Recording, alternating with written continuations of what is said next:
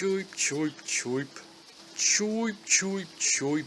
Ah, the wonders of the remaster. The beauty that can be breathed into an older title, making new things possible that they probably would have done back then if they could. Necessities like advanced graphics, refined audio, having one of the NPCs periodically dab. Time well spent. Welcome to Bikini Bottom. It's nice to see how these locations actually link up, even if this is just an interpretation by a third party. My SpongeBob, your house is located right next to Jellyfish Fields, and downtown, and Goo Lagoon. How can you afford such prime real estate on what Mr. Krabs pays you? And speaking of, how does the Krusty Krab get all that foot traffic when the Flying Dutchman parks right there? The Krabby Patty must really be as good as they say it is. Although, surprisingly, they don't mention it in this game except as set dressing, I believe. I mean, Plankton is the villain of the story, classic, using robots, but not to steal the Krabby Patty formula. Instead, opting for the more direct route of conquest. But an accident occurs and it's up to SpongeBob, Sandy and Patrick to save the day and preserve underwater freedom. All three of them have different abilities. SpongeBob has bubble powers, makes sense, he loves blowing bubbles. Sandy loves karate and has a lasso because she's a rodeo lover. And Patrick can throw watermelons, etc. So the theming isn't 100%. The crates are storage tikis, and the collectible currency is perhaps not the most characterful. Shiny objects, which are just splats, and you also collect Patrick's socks. But at least you also collect golden spatulas to unlock new levels. So it is a collectathon, with generally spatulas being the most important. Socks will give you more of them, and you can buy some of the spatulas with the shiny objects. Open new routes as well. Maybe save up for some ridiculously expensive concept art. Visually, the locations and characters look brilliant, right on the money, decent quality CGI, if these graphics smooth the design out a bit, but I wouldn't be surprised if it's not that far off from Camp Coral. Detailed areas that capture the series well, with some nice 2D art chucked in for good measure. The developers had to fill in the gaps in a gamey way, and seemed to think that Rock Bottom needed a museum. But maybe Rock Bottom gets an unfair rap. Just because you communicate through raspberries doesn't inherently mean that you can't be a patron of the arts. The developers arguably went all out. Look at the flex, they went full aquarium. They even used the real world overlays that the show's known for on occasion. Look, I was respawned by the hand of a cruise ship captain. Sure, maybe some areas maintain the old school design, and maybe even feel barren, or empty, but on the flip side it can feel stuffed at times, really busy. But even though that can grate too, ultimately I'm just settling on it looks brilliant. Just look at that kelpy grass. I guess they kind of had to include this, because while these locations are iconic, at least to SpongeBob fans, having them all be underwater kind of makes for a samey look. So much sand. The game has 9 full non-boss levels, and I'd say 6 out of 9 of them have enough sand for it to be a main feature. The dominant feature in some of them, arguably. Maybe grey sand sometimes, but still sand. Water too, but those backgrounds can look great. Maybe they falter sometimes, and sometimes the area just outside the playable area can look barren too, where they try and show the area you've just transitioned from. Sure, years have passed and tech is better, but we're not going to place destructibles, robots, or anything else there to bolster the illusion of a free-flowing game world. Don't get me wrong, still brilliant, but we do have some Clunk.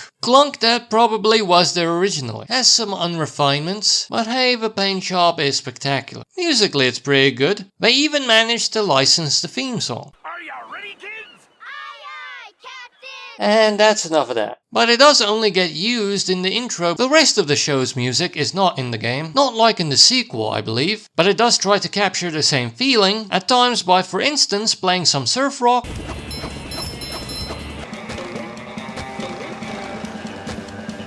or using what I believe is a lap steel guitar plus a ukulele.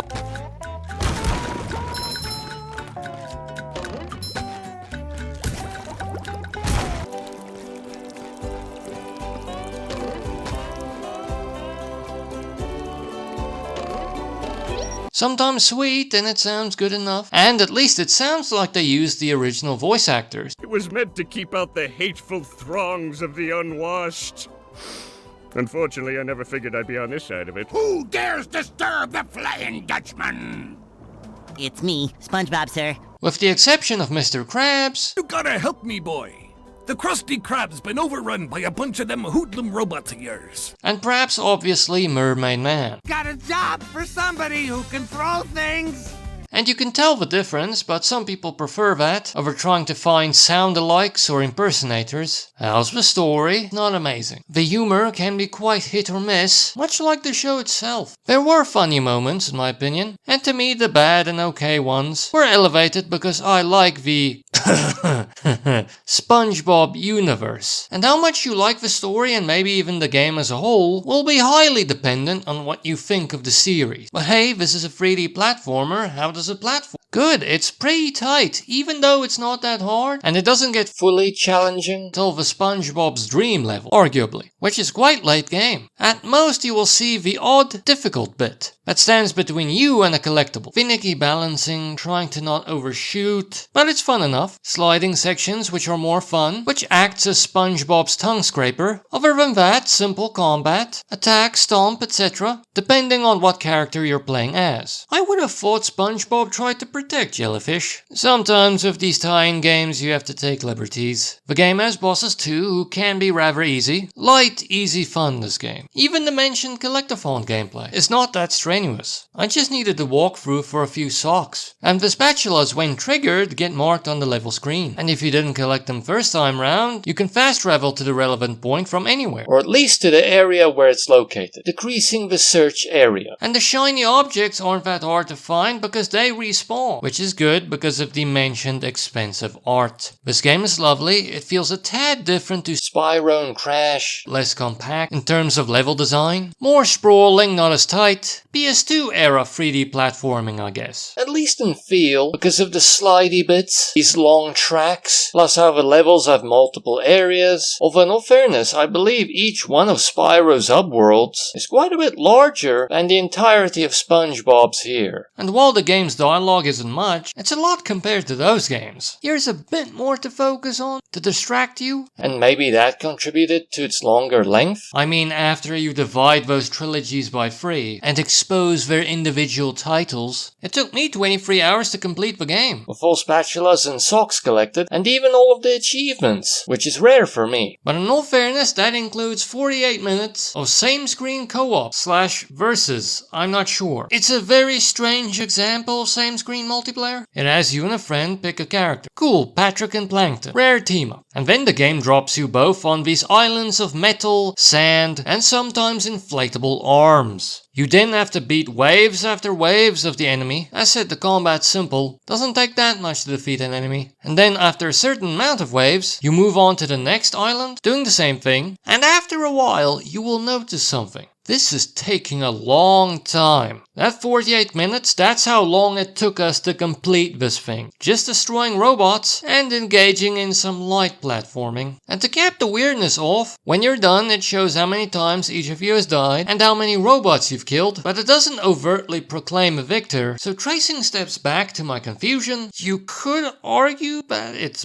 both co-op and versus, depending on your worldview and how much you need to gain victory over your friends. But whichever it is, it's not that fun. A 3D platforming race would have been more fun. And that's before you consider the length. It almost feels like an afterthought. Can we include multiplayer? Alright, but at the very least it does have remote play together, I tested it, it worked, and Steam input worked as well. So they're a little bit extra, if it is real weird. The game isn't the cheapest on Steam, 469 Rand full price, 234 Rand 50 on sale. That's 10 Rand 20 cents per hour of gameplay, which is bad, but in all fairness, remasters of the genre do tend to be on the pricey side, and individual titles rarely last that long. And it's not the easiest game to download either, as it takes up 7.68 gigabytes on the hard drive. And I didn't even try it on the Warhorse, I'm pretty sure it would get shocked by a jellyfish. At the very least, stereotypically, it's fairly kid-friendly, unless you object to the T key usage, but there was one instance of strong language being used. Come on Dutchman, keep it clean. And one instance of a joke that's stronger and more adult than you would expect from this game. And now back to your regular programming, Retirement Home Girls Gone Wild. it. The game has great visuals, weird CGI of SpongeBob characters, but in a great way. It can be slightly samey at times because of the sand, has some barren and cramped bits. The backgrounds are good, except when they're not. But on the whole, it's great, really detailed, a proper remaster, nice 2D art references on the walls. It has good music that kind of captures the feel of the show, even if they don't use the music from the show, apart from during the intro, usually quite cutesy. Very light-hearted and wholesome. Plus, on occasion, I think it does have some more scenario-specific stuff. Plus, it has very good voice acting, with most of the original cast being present, I believe. The gameplay is good, the movement mechanics are tight. If the game usually isn't difficult enough for you to make full use out of it, the combat is good if simple and a bit deliberate, annoying when you overshoot. The sliding's fun, and so is the mild exploration. It's a more PS2 era 3D platform. They were given more space to work with, if that didn't always necessarily help the genre. Fun enough gameplay, but not the best. On the maybe side, there's not that much story or dialogue, but it's a lot compared to a lot of other 3D platformers. It has funny bits, okay bits, and bad bits, much like the show. Or at the very least, not all of them are winners, and rarely are slam dunks. Makes pretty good use of the SpongeBob world. They find excuses to stuff the characters in the particular series location. For instance, Wise Mrs. Puff in Rock Bottom. So how much you like the SpongeBob assets will highly impact your enjoyment thereof. And on the con side, unrefinements in Clunk are present, but they may be more or less pronounced because of the new coat of paint. I.e., the new visuals really take the sting out of it. Or, they couldn't have fixed this while we're at it? Come on, play it and see just how much Sandy has become a part of Bikini Bottom. Even in her dreams. One with so much Texan influence. She's still underwater.